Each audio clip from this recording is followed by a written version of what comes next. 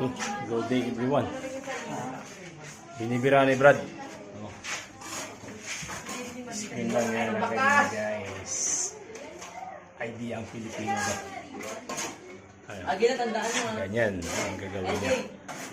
Ang bago niya. Lagyan mo na niya ng... Pitika mo na ng simento. Tapos... Anong yan mo dyan, Brad? Kunting mensahe sa idea mo.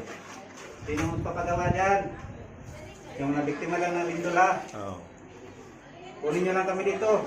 Wala kaming pamasahe. Ito na kami ni Brad Ruben. Libre lang, libre serbisyo.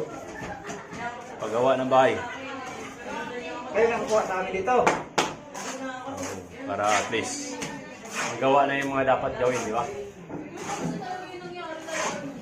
Ano? Talo na si Brad. Katapal niya dito yan. Hop. Pati kasi man niya dito, bago niya i-plaster.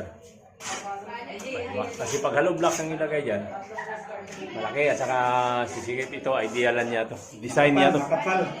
Ito ang design ng galing Antipolo, Cebu.